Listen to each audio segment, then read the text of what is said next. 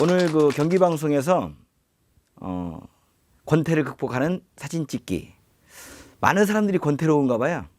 제가 예전에 책을 외로울 땐 카메라를 들어라. 이 책을 썼는데 제 책이 많이 안 나갔어요. 그래서 분석해 봤더니 외로울 땐 카메라를 들어라. 그래서 카메라는 사람들이 많이 샀대요. 샀는데 책은 많이 안 샀다는 그런 후문이 있었습니다. 네, 살짝 농담이고요.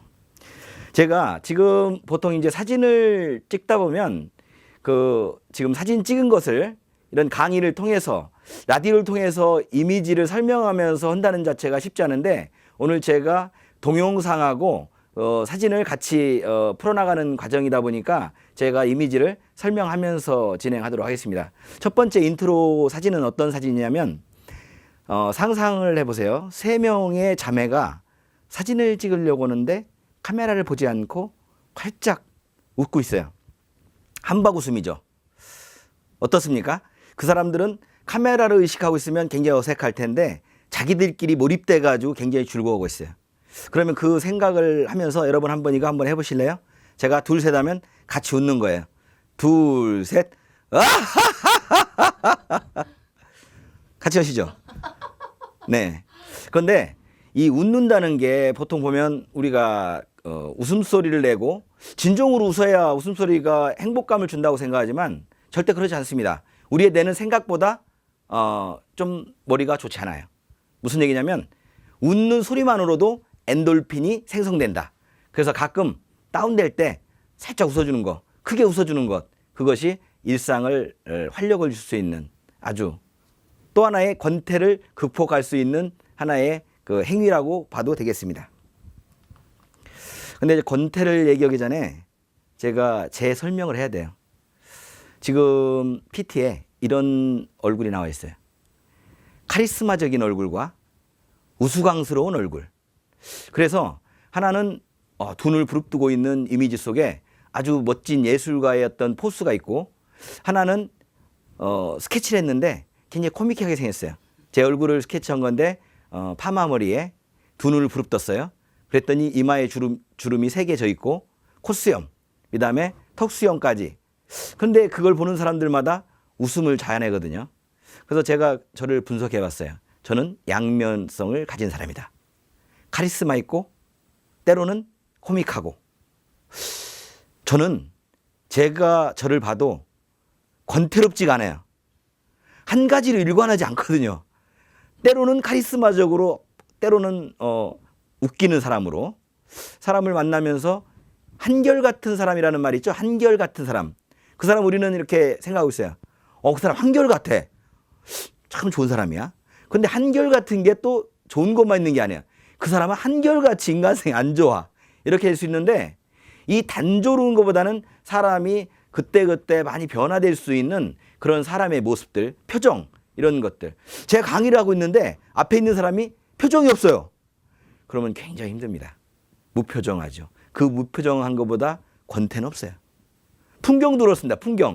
풍경도 잔잔하게 여러 가지 바람 소리와 새 소리와 바람에 흔들리는 나뭇잎의 어떤 움직임 이런 것들이 보이면 괜찮은데 아주 적막감 같은 것 그거보다 더 평온하다고 얘기할 수 있겠지만 그것 또한 권태로운 것이다.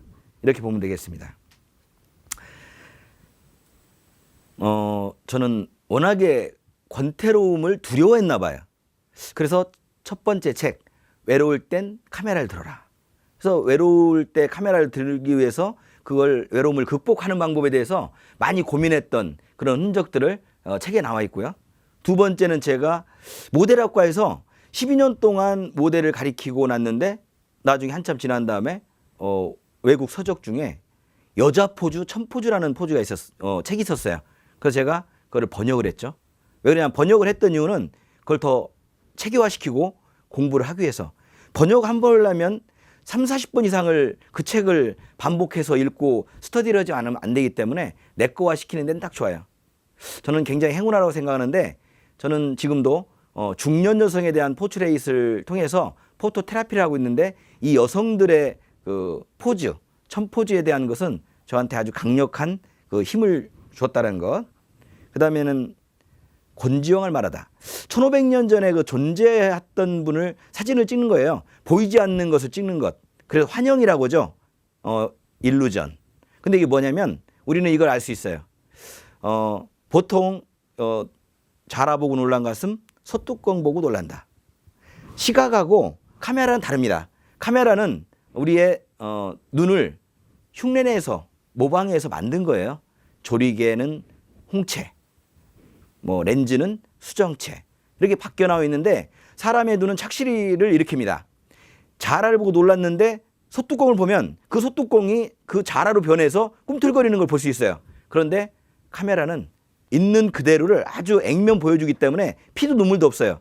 그래서 그것을 그렇게 보이게 하는 것은 스터디가 필요하고 많은 수련이 필요한 건데 저는 1500년 전의 존재자를 찍는 것을 통해서 전시도 하고 제자들과 같이 여행도 떠났었는데 그런 방법들을 통해서 어느 날 저에게 인문학, 미술사 강의를 하시는 분이 저한테 제안을 왔어요. 존재, 르네상스의 존재를 찍으러 가자. 저는 뭐 3초도 그분은 저에게 삼고초려라고 얘기했는데 저는 3초 고려. 3초 딱 고려하고 그냥 가자고 해서 2달 후에 출발했습니다. 그래서 나온 책이 지금 공저로 아트 인문학 여행. 그것은 제가 뭘 찍었냐면 있는 그대로의 피렌체, 베네치아, 이태리에 있는 네 도시를 찍은 것이 아니라 그곳에 살았던 500년 전의 존재자들. 레오나르도 다빈치, 미켈란젤로, 라파엘로 뭐 이런 많은 예술가들을 보이지 않지만 사진을 통해서 찍어내는 작업을 했어요. 성공했습니다. 출간과 동시에 베스트셀러. 거의 너무 제가 책 홍보하는 것 같은데 여기서 마무리 짓고요. 이렇게 4개의 책은 저에게 뭔가 권태로움을 벗어날 수 있게 해줬던 아주 좋은 친구였습니다. 지금 저는 사진가로서 더 이렇게 즐겁게 살 수 있고요. 저는 원래 인물사진 작가입니다.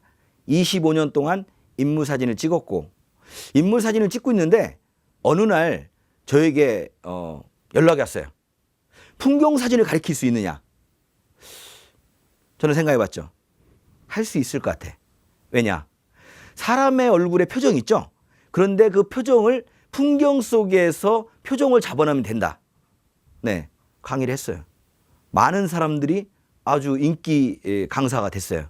왜 그러냐면 저는 풍경 속에서 사람들의 표정을 잡아낼 수 있는 것, 사람들의 표정 속에서 풍경 같은 여운, 감성 이런 끄집어내는 거, 그거에 내가 익숙해 있었구나라는 걸 알게 됐어요. 그것은 어떻게 해서 그래 됐냐면 저를 사랑한 거죠. 너는 할 수 있어. 융합이죠. 풍경과 인물 다르지 않다. 인문학이 그렇고 모든 것이 통섭적으로 같이 묶이는 것, 이런 식으로 생각하면 모든 것은 나와 항상 대화를 나누고 있는 그런 느낌처럼 보이는 거죠. 저는 바닷가에 가면 석양이나 일출을 찍지 않습니다. 일출을 찍으러 가면 일출이 뜨기 1시간 전, 30분 전에 그 밑에서 올라오는 붉은색과 블루톤의 그 그라데이션을 즐깁니다.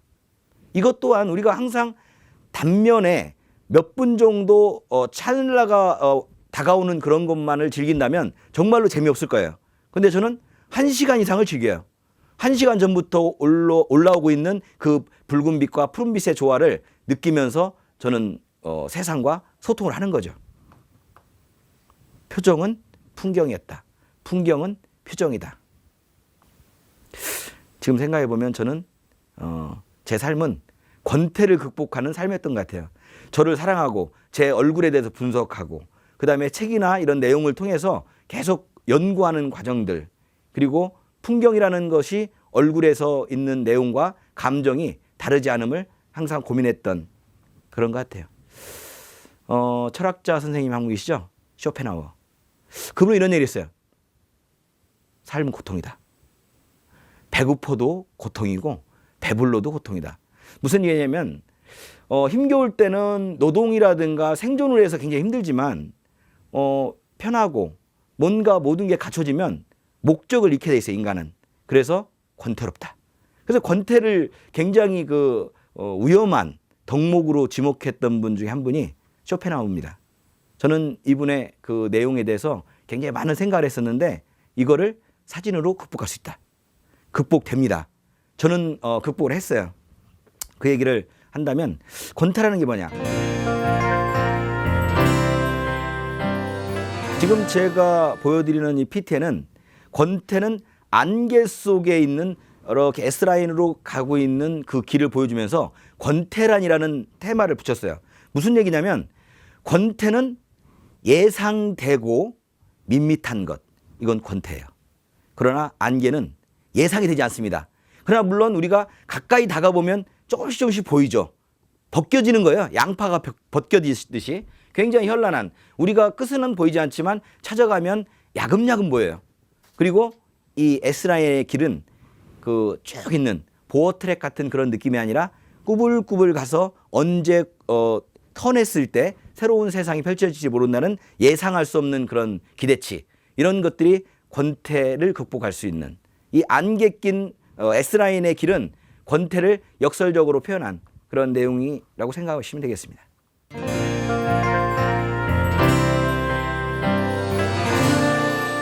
인생을 길게 살까 짧게 살까? 정말로 인생 길게 사는 방법이 있어요. 권태롭게 살면 인생 무재기입니다. 그런데 반면에 몰입하면 인생 훅 갑니다. 이건 아주 또 농담 같은 얘기인데 권태로울 때보다 시간이 안 갈 데 없어요. 그러면 인생을 길이로, 우리는 시간에 대한 개념이 아니라 인생의 개념을 느껴보면 이렇게 긴 인생 좋을까요 나쁠까요? 근데 몰입돼 가지고 있는 순간순간의 시간들, 그 몰입이라는 것은 인간이 시간이 가지 않기 때문에 늙지도 않아요. 아주 위대한 예술가들은 나이가 먹었는데도 불구하고 열정을 손을 놓지 않았던 것, 뭐 피카소라든가 이런 분들 보면 90 넘게 사셨잖아요. 그런 것들이 아마 그 새로운 것들에 대한 권태롭지 않고 몰입하고 열정을 가지고 살았던 것들. 어떻게 보면 권태와 몰입은 반대적인 성향일 수도 있고 권태를 극복하는 방법 중에는 몰입이 있다. 근데 사진 찍기에 아주 적합한 게 뭐냐? 몰입하는 거거든요. 그거 자체가 해답이 여기 있어요. 권태를 극복할 수 있는 방법, 이것은 몰입이다. 제 얼굴을 보면 다양합니다. 어느 날 보면 굉장히 편안한 느낌도 있고, 어느 날 보면 분노하기도 하고, 아주 몰입해 있기도 하고, 굉장히 장난스럽기도 하고. 근데 제가 제 얼굴을 쭉 보면서 저를 분석해 봤어요. 근데 그 분석하는 과정을 거친 대로 제가 저를 사랑하게 된 거죠. 그래, 내가 이랬었나? 나 이 정도밖에 얼굴이 안 돼? 라고 생각하다가 계속 생각한 끝에 결론이 뭐였냐? 나로 올고 싶어자. 제가 자주 쓰는 말이 있어요. 저는 모델학과에서 강의 12년 했는데 남자 모델은 평균 1m 85, 여자 모델은 1m 75입니다. 제 키는 1m 65. 많은 사람들이 고민하는데 저는 머리가 빠졌어요. 근데 좀 고민하지 않습니다. 왜? 수염으로 그 보상을 받고 있거든요. 근데 그런 것들을 내가 있는 내 외형과 내 내부에 있는 나를 진정으로 올곧이 사랑했기 때문에 그 자체가 커버될 수 있었던 것들. 내가 권태를 극복하기 위해서 나를 세밀하게 봤던 그런 부분들이 나한테는 굉장히 아주 매력적인 부분으로 다가오지 않았나 싶습니다.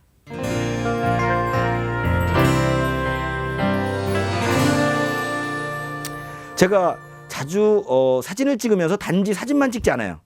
어떤 행위를 하냐면 감각, 오감이 있어요. 듣는 것, 보는 것, 냄새, 청각, 뭐 여러 가지가 있는데 그중에서 인간은 시각이 발달해 있습니다. 왜 그러냐면 직립보행을 하게 됨으로써 멀리 볼 수가 있었기 때문에 필요에 의해서 시각이 발달했어요. 그러면 우리가 일반적으로 강아지 같은 경우는 제가 예전에 개똥철학이라는 전시도 했었어요. 근데 강아지에 대해서 제가 많이 알고 있는데 강아지는 밑에만 봅니다. 멀리 보지 않기 때문에 시각이 필요 없어요. 그래서 강아지는 필요에 의해서 그 시각을 대신해서 뭐가 발달했느냐? 코하고 청각이 발달했어요. 그런 것처럼 이 오감도 이런 부분이 있죠. 그걸 거기서 아이디어를 내서 제가 했던 방법이 뭐냐면 우리가 50이 넘으면요. 아버지와 더 80 넘으신 아버지와 50된 아들이 손을 잡고 다정하게 이야기한 사람을 제가 물어보면 100이면 한둘 될까 말까요. 물론 저도 그런 사람 중에 하나입니다. 우리나라에 문화가를 했었고 그렇게 다정다감하게 하는 부분이 없었는데 제가 이런 걸 한번 시켰어요. 시골에 경로잔치를 갔다가 아버지와 아들을 같이 손을 잡게 하고 사진을 찍었어요. 얼굴은 보지 마세요. 두 분은 카메라를 보세요. 그래서 손을 잡게 시켰는데 그 아버지와 아들이 손을 잡았는데 어색해.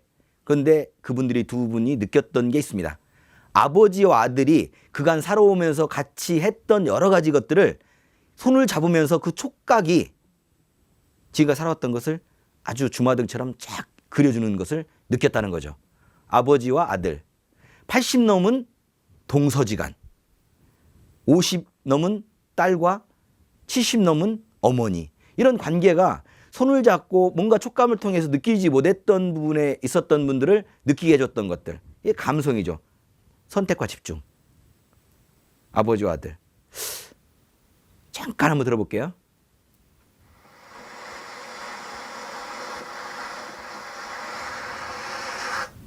이렇게 잠깐 듣고 넘길게요. 우리가 바닷가 가면 눈으로 파도를 보고 갈매기를 보면요. 파도 소리하고 바람 소리가 잘 안 들립니다. 그런데 세상은 많은 것들이 있어요. 어떤 거냐? 바다는 파도를 보라고만 있는 것이 아니라 소리를 들으라고 있는데 한 군데에 집중하면 그걸 하지 못합니다. 그것처럼 우리가 여러 가지 세분화되어 있는 감각적인 것을 터득해 나가는 것처럼 인지된 개념이죠. 사진은 우리가 보이지 않는 세상을 보게 해주는 게 있어요. 어떤 거냐면 사진은 지향하는 걸 찍게 돼 있어요. 지향하는 것을.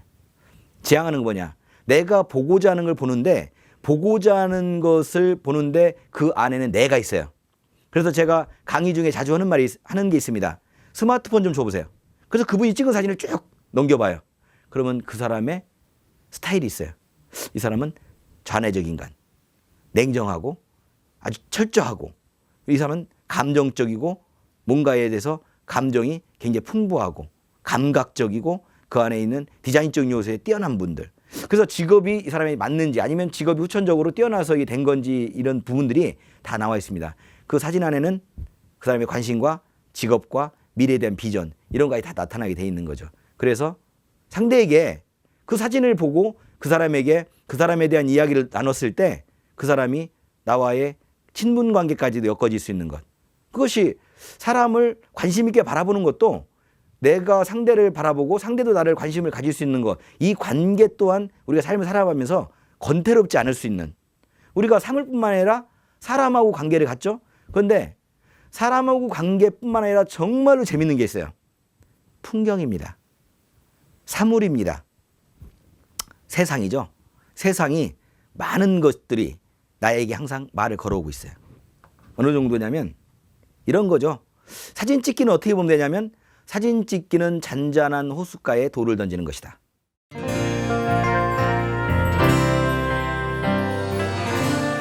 우리는 조용히 권태로우면서 살고 있는데 카메라를 통해서 찰칵찰칵 찍히는 그 소리가 연못에 호숫가에 돌을 던져서 파장을 일으키는 거죠. 그 세상에게 우리는 말을 걸어오는 것이고 우리가 눈으로 보는 것과 카메라를 통해 보는 것은 엄연히 차이가 많이 납니다. 이 안에도 우리가 찍어서 사진을 만들 수 있는 프레임, 사각의 프레임은요 어마어마하게 돼 있는 거죠. 인간의 눈은 어떻게 비춰지냐면 125분의 1초에 11초에 5-6번을 계속 찍어 나갑니다. 영화관에 있는 영화를 보는 것처럼 동영상이죠. 우리가 사진을 연속으로 찍은 다음에 계속 돌려보면 그 화면이 움직이는 것처럼 보이듯이 우리의 눈은 계속 보고 있고 우리는 항상 50mm 렌즈의 화각 같지만 그렇지 않습니다. 줌 아웃이 됩니다.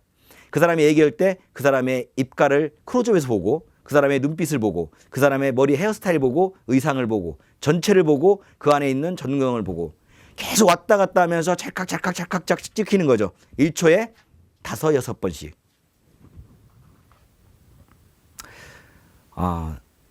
권태로운 얼굴이 있고요.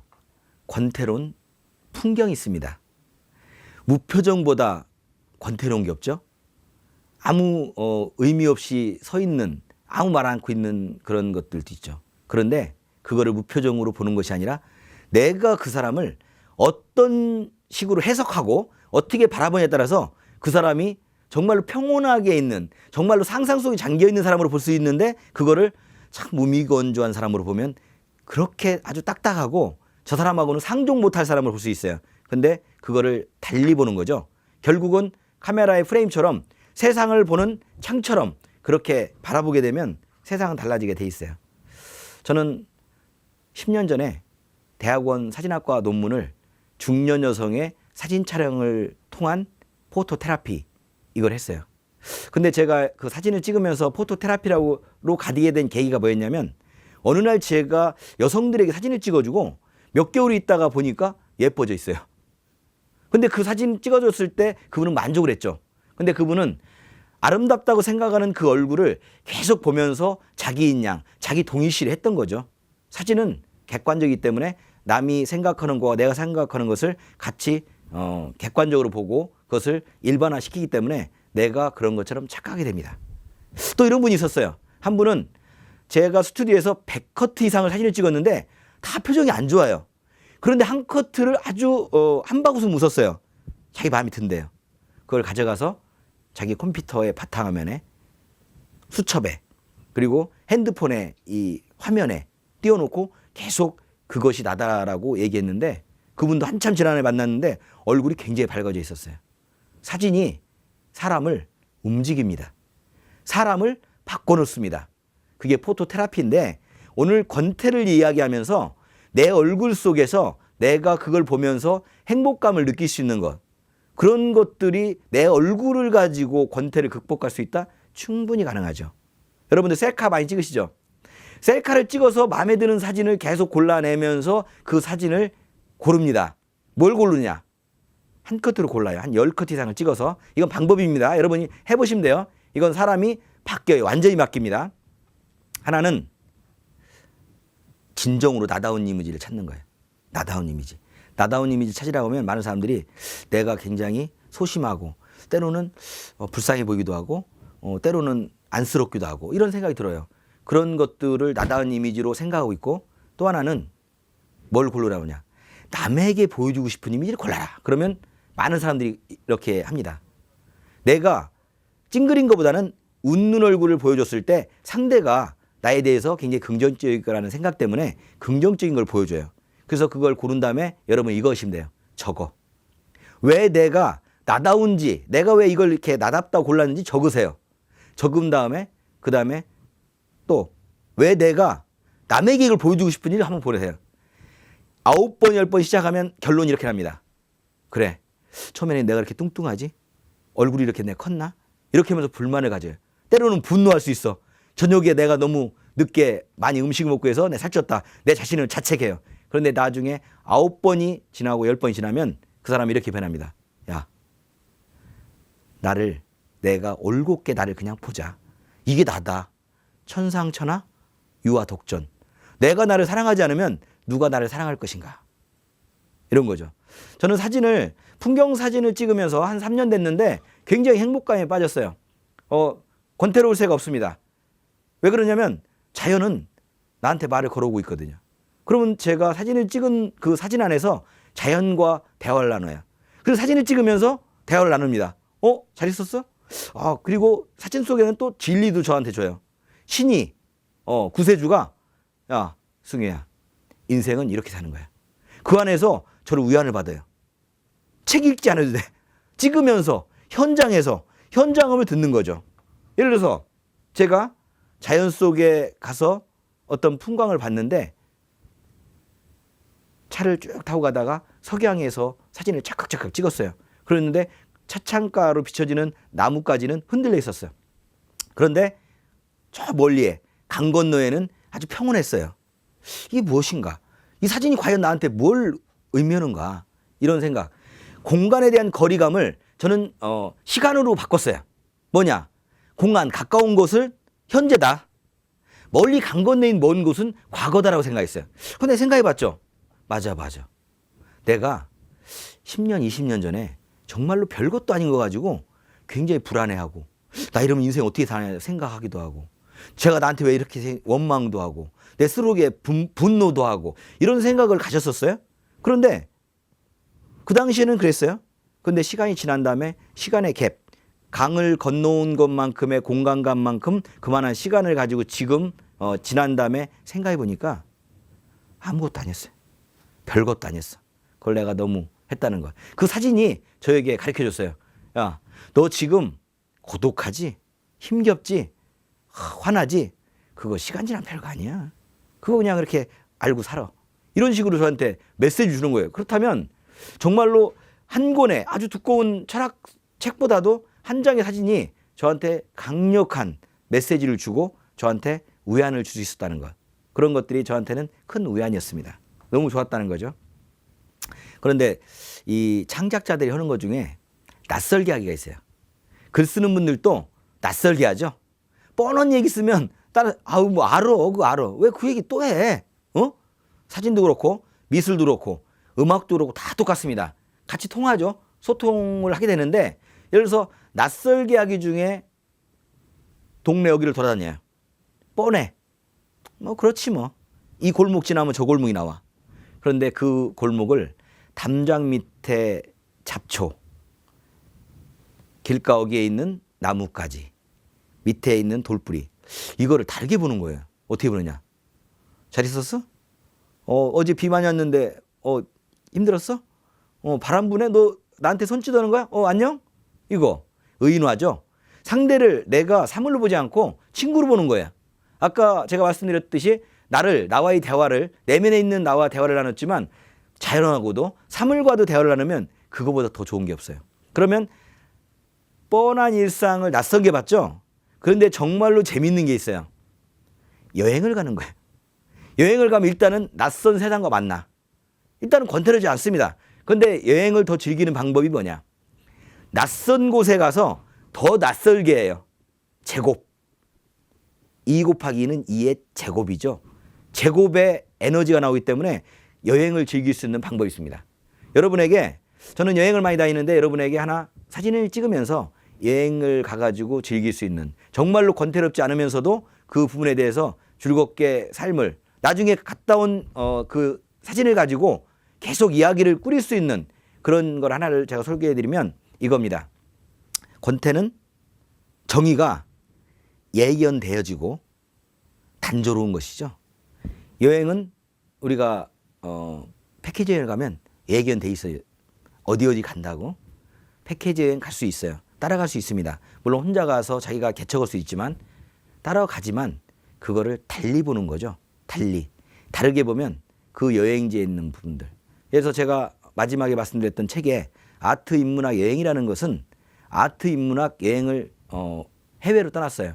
르네상스의 발원지로 갔어요. 피렌체를 갔는데 피렌체 골목을 골목으로 본 것이 아니라 500년 전에 예술가들이 걸어 다녔던 그 바닥과 벽, 그 다음에 그 위에 있는 지붕까지를 그대로 본 거죠. 다행히 그 500년 전에 그 있는 그대로를 보존되어 있기 때문에 과거로 더 들어갈 수 있는데 과거에 있는 그 사람들과 그 예술가들과 대화를 하는 거예요. 미켈란젤로 선생님 위대하십니다. 다빈치 왜 그거 모나리자 빨리 그려서 좀 주인한테 주지 왜 끝까지 갖고 있다가 이렇게 신용을 잃었어요? 이렇게 혼내기도 하고. 거기 가면 피렌체에 가면 브로넬리스키가 있어요. 거기 도우모 성당에 도움을 만드는 사람이에요. 그분에게 당신의 위대함, 지속성, 인내, 아주 새로운 창작적 기법 이런 걸 존경합니다. 당신의 그 삶은 고집스러움 때문에 힘들었지만 제가 지금 하고 있는 삶과도 비슷해서 너무나 제가 존경합니다. 이렇게 나오면 그 사람이 저한테 답변을 줘요. 누굽니까? 네, 저는 사진작가입니다. 나도 창작자, 너도 창작자다. 똑같은데 창작이라는 건 말이야. 이렇게 해서 가는 거야. 정말로 창작의 고통이라는 것은 인고, 잉태의 인고가 똑같은 건데 그걸 극복할 수 있느냐 없느냐. 그런 것을 가지고 움직인다면 충분히 행복할 수 있어. 나는 행복했어. 내 작품도 괜찮지. 내가 지금 나는 없어져서 사라졌지만 내 분신, 내가 사랑했던 내 자식 같은 그 작품들이 지금도 당신을 만나고 있고 해가 지나면 지날수록 수많은 다양한 사람들을 만나서 대화를 나눌 수 있는 그런 삶. 이거 얼마나 좋아. 당신도 그렇게 했을 때 제가 사진작가지만 사진으로 할 수 있는 다양한 것들. 사진만 하는 게 아니라 예를 들어서 예술가들을 보면 항상 그렇습니다. 특히 르네상스 시대의 예술가들은 여러 가지를 했어요. 건축, 조각, 그림. 저는 거기에서 제가 하고 있는 일이 너무나 잘하고 있다는 걸 알았어요. 그러니까 자연이 주는 것, 역사 속에서 주는 보이지 않는 것을 사진 찍다 보니까 그 사람들이 저한테 줬던 것들이 있어요. 뭐냐? 야, 한 가지만 하지 마. 너 이거 사진 하나 가지고 사진을 가지고 할 수 있는 게 많이 있어. 저는 하고 있었어요. 교육을 시키고 있죠. 포토 테라피라는 치유를 시키고 있죠. 책을 쓰고 있죠. 그다음에 중년 여성들에 대한 교육을 통해서 그 사람들이 응어리졌던 아파 있는 것에 마음을 어루만지죠. 뭐 사진을 찍으면서 가족 사진을 찍으면서 가족들을 치유하면서 멀어졌던 가족들을 친분을 넣어줄 수 있죠. 프로필 사진을 찍으면서 자신감이 없는 사람이 자신감을 불어넣고 있죠. 자, 지금 제가 말씀드린 것만 해도 7, 8가지 되는데 아마 저는 사진을 가지고 할 수 있는 10가지뿐만 아니라 20가지, 30가지도 할 수 있어요. 노인들에게 사진을 찍은 방법을 가르쳐 주니까 계속 움직이시면서 건강해져. 하루 종일 5, 6시간 움직이다 보니까 이분들이 잘 드셔요. 그리고 너무 많이 움직여서 에너지 소진돼 가지고 밤에 잘 주무셔. 건강하게 됩니다. 그래서 그분들은 요양원에 갈 필요가 없어요. 제가 요즘 하고 있는 운동 중에 하나가 뭐냐. 노인 요양원 안 보내기 프로젝트. 안 보내든 늦게 보내든 이거는 국가적으로도 대단한 일이 되겠죠. 이처럼 저에게 줬던 사물, 존재, 과거, 미래까지도 예측할 수 있죠. 그런 모든 것들이 저한테는 굉장히 매력적인 부분으로 다가와서 저의 미래의 비전을 만들어낼 수 있는 것까지 갔어요. 앞으로 UN 2045라는 보고서에 이런 게 있었어요. 뭐가 있냐. 앞으로는 기억을 판다. 그래서 제가 그 얘기를 듣고 여행을 떠나가지고 정말로 기획을 현장에서 단지 보이는 것이 아니라 내 생각에 아주 새로운 것들, 창의적 생각을 기억에다 넣기 위해서 현장에서 많은 생각을 했어요. 사유하고 브레인스토밍하고 많은 수다를 떨고 그래서 그 기억이 내 안에 머릿속에 잠겨 있다면 나중에 그 기억, 현장음이 담겨 있는 내 생각까지 플러스 시켜서 또 다른 하나의 영화를 만드는 거죠. 그래서 그 매핑이 되면 아주 값비싼 기억으로 팔릴 수 있다는 그런 생각도 해봤어요. 과거가 있고 현재가 있고 그리고 미래까지 예견할 수 있는 사진 찍기. 이 정도라면 우리가 수다를 떠는데 이 수다가 과연 진리를 가르쳐주는 수다. 단지 정보만 주는 것이 아닌 이런 수다. 이런 것을 사진으로 할 수 있습니다. 마지막으로 결론을 내자면 우리 얼굴 단순하지 않아요. 우리 얼굴은 지금까지 살아왔던 스스로가 만들어냈던 역사가 이 안에 담겨 있어요. 그 얼굴을 보면 단순하게 그 얼굴이 아니라 그 안에 만들어진 많은 것들이 담겨 있어요. 그래서 나를 사랑할 수 있고 풍경 속에서도 다양한 진리를 얻을 수 있고 그래서 저는 그 사진 찍기가 저에게는 권태로울 여지를 주지 않는 저를 채찍하고 저를 즐겁게 하고 행복으로 끌어넣는 그런 어떤 진입로를 만들어주는 좋은 친구라고 생각하고 여러분들도 오늘 제가 이런 이야기를 통해서 여러분들에게 아주 즐거운 사진을 통해서 권태를 극복할 수 있는 방법 몇 가지를 가르쳐 드렸는데 그것만 따라오셔도 전혀 결코 권태로울 새가 없다는 것. 물론 단지 이건 그렇습니다. 사진만이 권태로움을 극복할 수 있는 건 아니지만 사진가로서의 노하우를 공개하는 차원에서 그것이 저는 사진이다라는 것을 가지고 말씀드렸습니다. 이상은 포토 테라피스트 사진가 백승희였습니다. 고맙습니다.